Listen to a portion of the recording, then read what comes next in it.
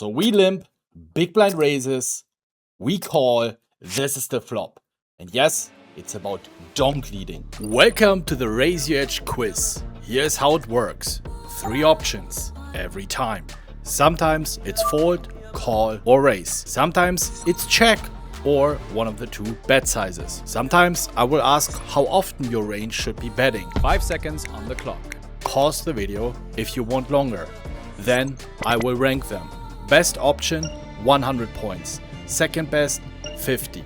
Worst, 25. One thing to keep in mind, I'm not always ranking by theory. Sometimes the best answer is the exploitative one. So think about what makes the most sense at the real poker tables. Keep score and drop your total in the comments. Anything above 1700 and you're thinking like a winning player. Good luck, grinders. Think about it, check, bet small or bet big. Also keep in mind, it's a final table.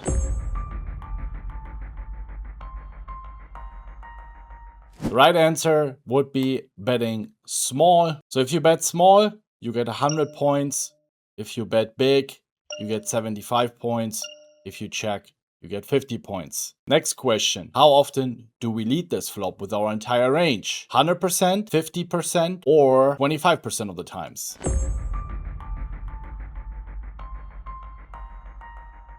As you can see, we bet almost 100%, so 100% would be the right answer. It's a crazy spot, I know.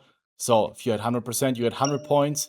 You said 50%, 50 points. And if you said 25%, you get 25 points. Okay, guys, now we play this from big blind's perspective. Big blind raises, small blind calls, small blind leads.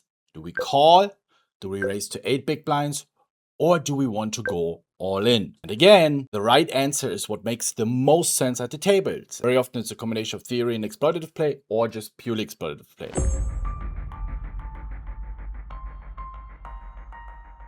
I click call, so we continue playing, but I will give the highest score for raising. So if you said raising 8 big blinds, you get 100 points, call 50 points, all in 25 points. Why do I want to raise here? Obviously, in reality, people are not gonna have those crazy leads. As we see here, if I go into the node and we look into small blind's leading range, you see he's supposed to have ace, deuce, and hearts. My opponent is supposed to have 5-3 of diamonds. A lot of complete garbage that in theory we want to keep in.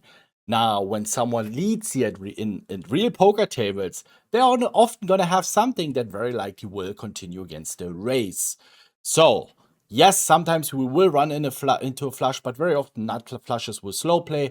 Very often it's sets that we have dominated, 2 pairs. So I will definitely raise in reality. But we end up calling here. So in case you couldn't call, let's continue. So what would you do? Check, bet small, or bet big?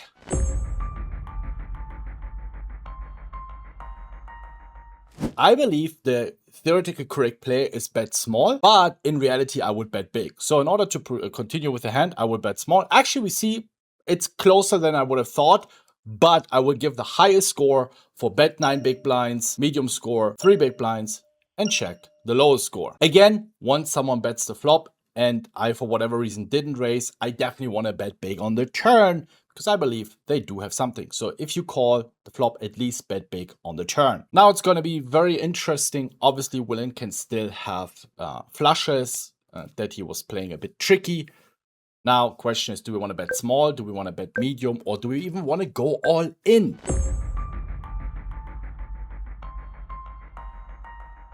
Here, we can still run into some smaller flushes. Some straights are possible, like king 9 off, king in spades. And we have ICM in play, so I will go for the medium sizing. So 100 points for 13.5 big blinds. I really don't like the all-in. I think it's an overplay. That's why if you choose the smallest sizing, you would have gotten 50 points and the all-in 25 points. And for those of you who are wondering, what do we do against the jam? We bet fold. We have better hands to continue with. So yeah, definitely just a bet fold spot, even though we get an insane price. If Willin has a hand like this, very often would just lead. It's always easier to bluff with a bet than it is to bluff with an all-in, especially on a final table. So don't level yourself into stupid calls. Next spot. Again, we limp, big blind raises, we call. What would you do with queen nine and clubs? Check, bet small, or bet big. This time, it's a different board. Ace, ace, deuce. Maybe for illustration, let's have a look at the preflop ranges. You can always toggle and activate the preflop ranges. So big blind is raising very polarized, and we have those blue hands.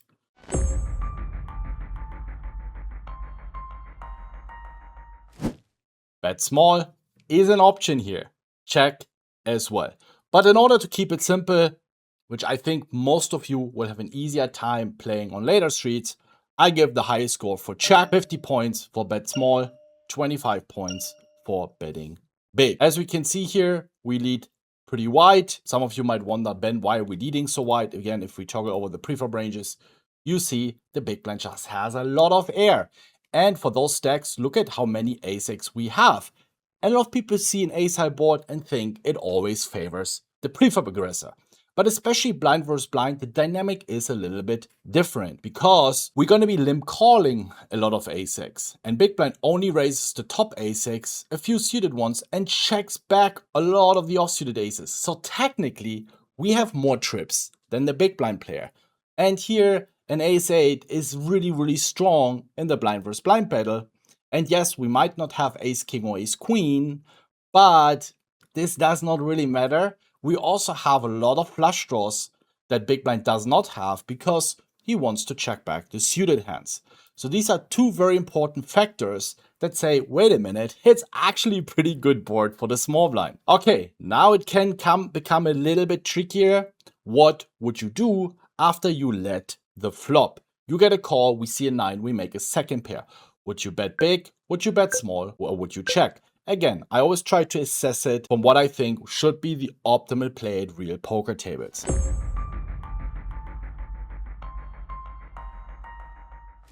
I like the check more than the bet small, even though the solver slightly prefers the small bet, because I think, exploitative speaking, that the players in the big blind are not going to float so wide as they should. And that means I don't think they're going to have some of the 9x combos that will float the flop that we have a value bet against. So I want to check, keep the pot small.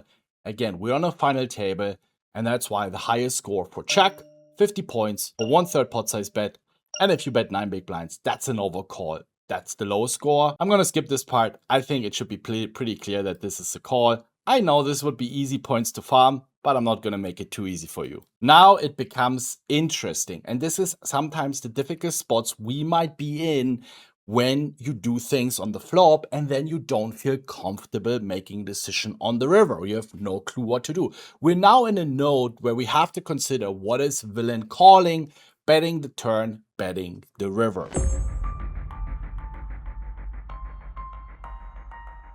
From a theoretical standpoint, we need to bluff catch something apart from aces. Here I give the highest score for fold, but I think we sometimes have to call, as you can see. So I know that's in theory call, but I can tell you, you make more money with folding the river. From my experience and looking into a lot of database analysis and having a lot of experience, a lot of players would check the turn, the 4-5s, the 3-5s, and then bluff the river.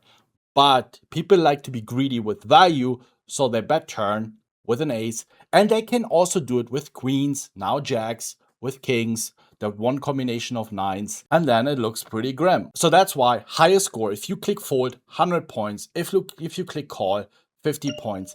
Jamming, I give it 25 points. I was actually thinking maybe jamming 50 points, but against some players, it's a complete punt who will snap you off with ace-8, even though they're supposed to fold that. You see, the solver actually wants to jam this combo from time to time because our opponent is going to have a lot of queens, kings, ace-8s that need to bluff catch, considering the price that the big blind gets quite often. So let's have a look into big blind's range. And you can see here, it's obviously, that's what I mean, right? Has to have some weird floats. I mean, it's just a slimmer of those combos, but it really matters that our opponent has those. So if he has queen 3, queen 4 in with one spade, even those are bluffing.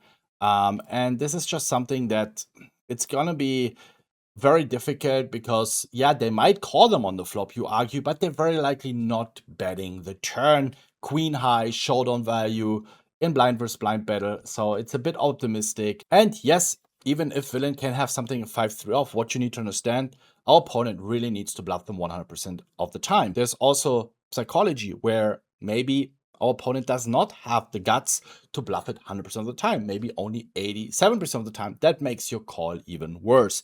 And that happens a lot on final tables.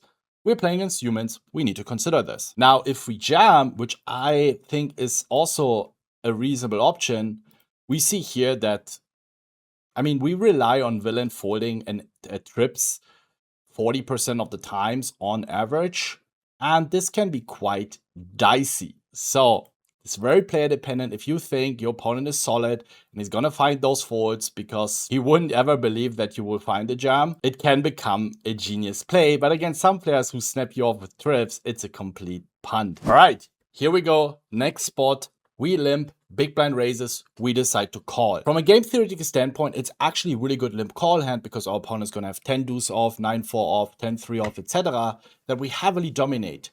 I prefer limp shoving this hand, but if you end up calling, what would you do here? Ace, queen, jack.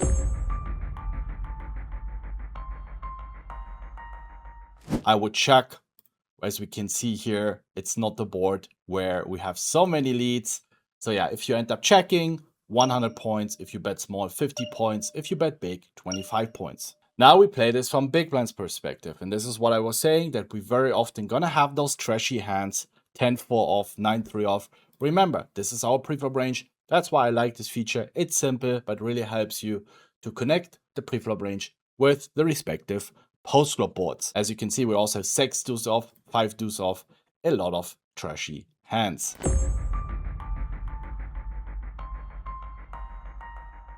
And if you have chosen check, 100 points, bet big, 50 points, bet small, 25 points. It's a good spot to have either check or big bet. You can also introduce small bets. DVs are quite identical, but we have to draw the line somewhere. Now, next question. How often do we c-bet here? 75% of the time? Do we c-bet 50% of the time? Or do we c-bet 25% of the time?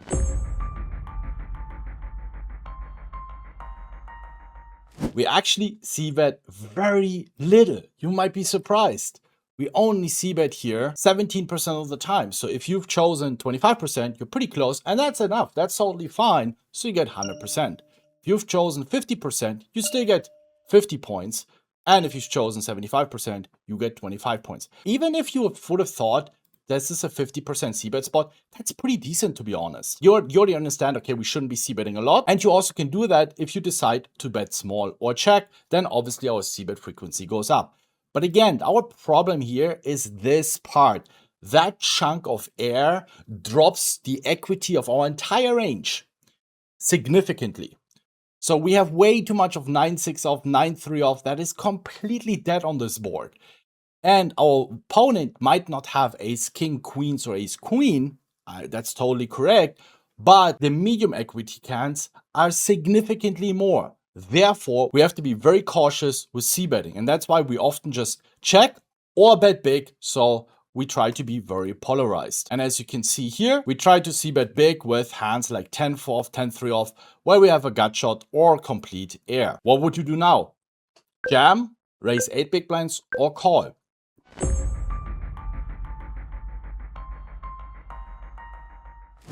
Obviously, we want to call 100 points. If you raise 8 big blinds, you still get 50 points. And if you want to go all in, 25 points. And now, river, it's important to choose the right sizing. What would you do?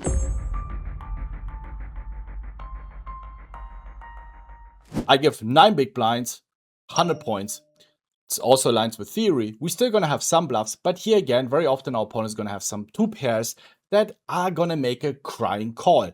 If we go too big, we're going to lose too much against the slow played 10 if we're bluffing, and also we start losing value against a 2 pair. So it doesn't make sense unless you play against a complete whale who sees a 2 pair and thinks, oh my god, what a good hand, call. And I will even give the 3 big blind bet 50 points and the overbet 25 points. Okay, what about 8-6? What would you do?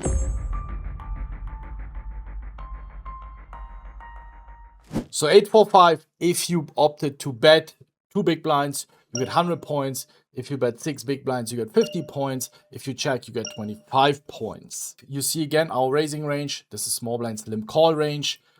What do you think? How often do we c-bet? Is this a board where we want to c-bet more, 75%? If we want to c-bet 50% or 25%, pause.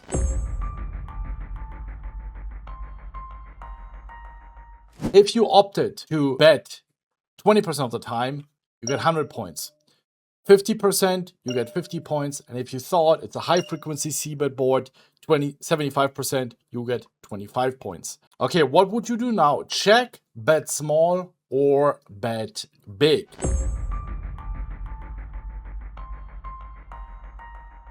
I really like the small bet. The problem with the big bet is if villain shoves on you, it's mostly gonna be straights, 2 pairs, and we're basically just gonna be on an open straight draw and sometimes the 6s live.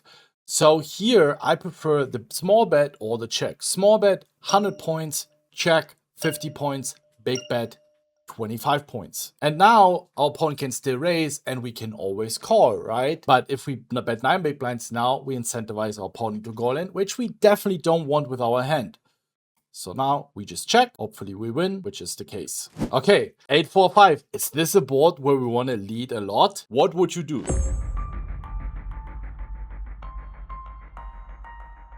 If you opted to check, 100 points, small bet, 50 points, big bet, 25 points. After we bet the flop, we get this turn. What would you do now?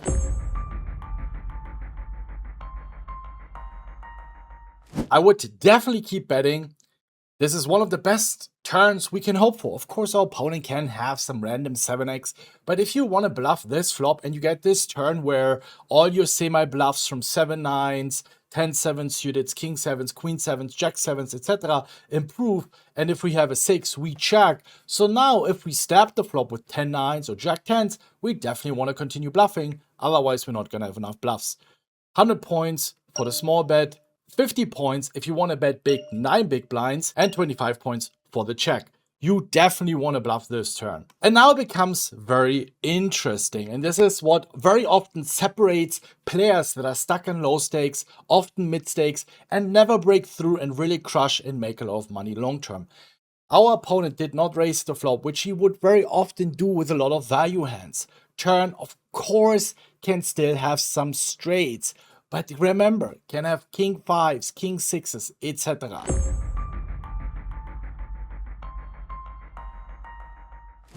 I prefer the small block bet here against the population. We're not going to get that many bluffs. The reason we want to check and check call is we want to check call against bluffs. Yes, of course, they can be like, you see, it's already difficult.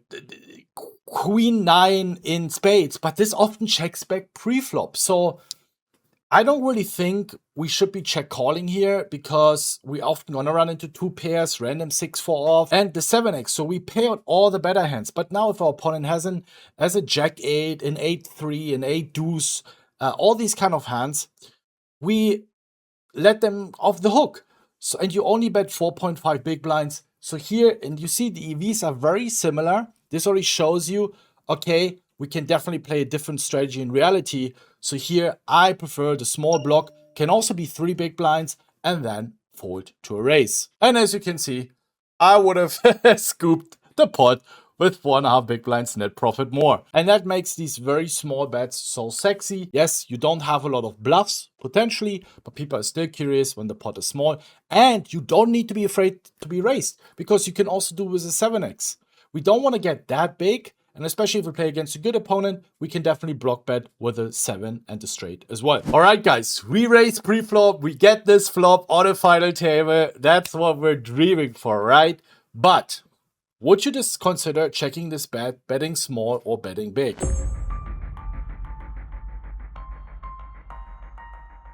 Still a lot of hands that can call us. Of course, we go for the small bet. Even wants to bet 6 big blinds here. 100 points if you want to bet a third, 50 points if you want to bet 6 big blinds.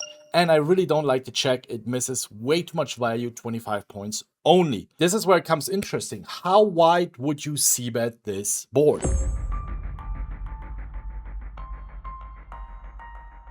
100%, 100 points, 50%, 50 points, and 25%, 25 points. Bada boom, let's have a look. And this is a range bet board. Turn, what would you do?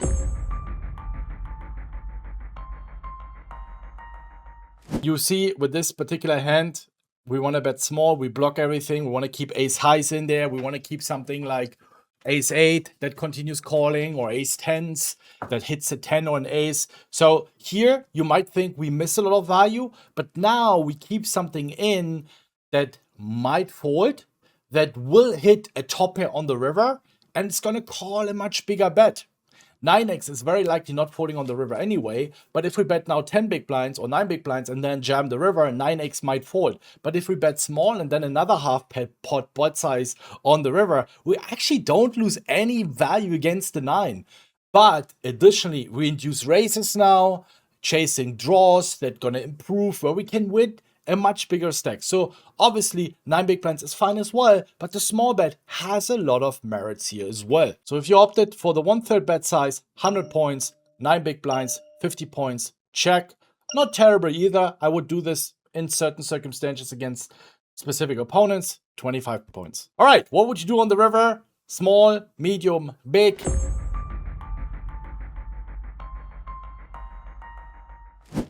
I would jam. Why? We don't block the jack in spades.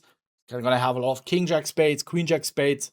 This is where we want to maximize our value. So here we block the 9. It's not so likely our opponent has a 9. So now the most likely calling hand is going to come from the jack X flush draws. So if you jam, 100 points, medium sizing, 50 points, small sizing, 25 points. And in general, you see that here that a lot of boards are not range bet boards. I see a lot of guys c-betting ace-high boards randomly, but very often in these limp-call scenarios. And that's a big leak you can fix when you play the big blind as the aggressor, that you slow down your c-bet frequencies. And you also punish the fact that on a lot of turns, the small blind needs to have very, very random leads, very out-of-line leads that he needs to have in order to be balanced. But this is very often not the case.